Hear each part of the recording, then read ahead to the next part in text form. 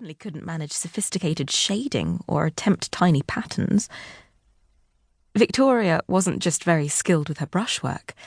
She was an eloquent and inventive writer too. She wrote this delightful story when she was 10. Alice's stepmother doesn't like her and persuades her father to send her to boarding school. There's no mention of holidays. Alice has to stay away for 6 whole years. This is a sad storyline, after my own heart. Victoria introduces us to each girl at the boarding school. They're a very interesting and varied bunch. I felt very sorry for little orphaned Ernestine and her unfortunate appearance, but my favourite of all the girls is naughty Diana, whose violent temper makes her behave in a most indecorous manner. There's an interesting plot about a kitten, and the tale ends happily, if a little hurriedly. Victoria was obviously keen to get to the end of her story. I know the feeling. If Victoria hadn't been destined to be queen, I think she might have made a remarkable novelist. I hope you enjoy her book. Jacqueline Wilson. "Oh, do not send me away, dear papa," exclaimed Alice Laselles as she threw her arms around her papa's neck. "Don't send me away. Oh, let me stay with you." And she sobbed bitterly. "Dear Alice, it is necessary for you to go, my love. So go to bed, my dear, and be ready for me tomorrow morning," replied her father. Poor Alice wept bitterly as she left the room and slowly crept upstairs. The above conversation proceeded from Colonel Laselles having told his little daughter, a lovely girl of 12 years old, that she must accompany him the next morning to Mrs. Duncombe's school, a lady who lived about 30 miles from Lascelles Hall, and who took in 8 young ladies at a time. She was highly recommended for her great respectability, amiability, and sweetness of temper.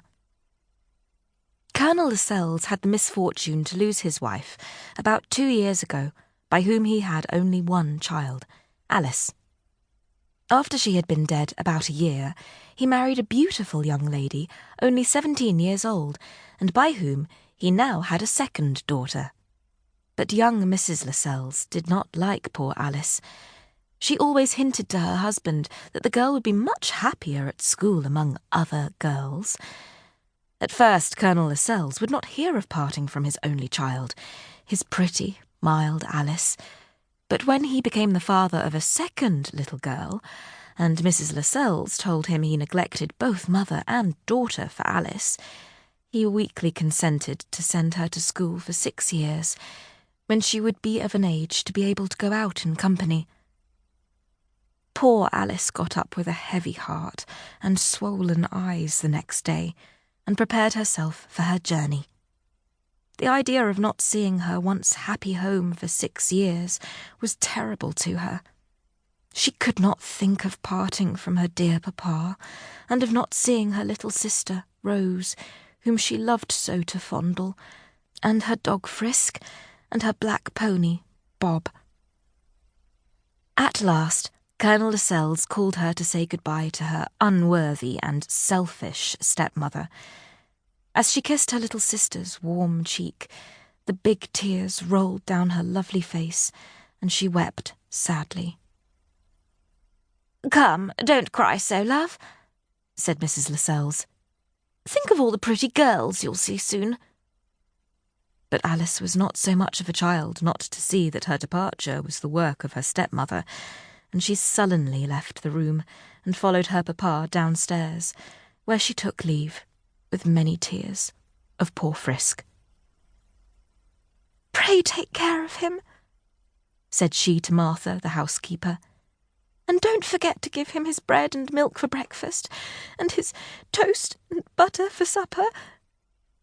"You need not fear, miss," said the good woman, "for I dearly love Frisk myself for your sake."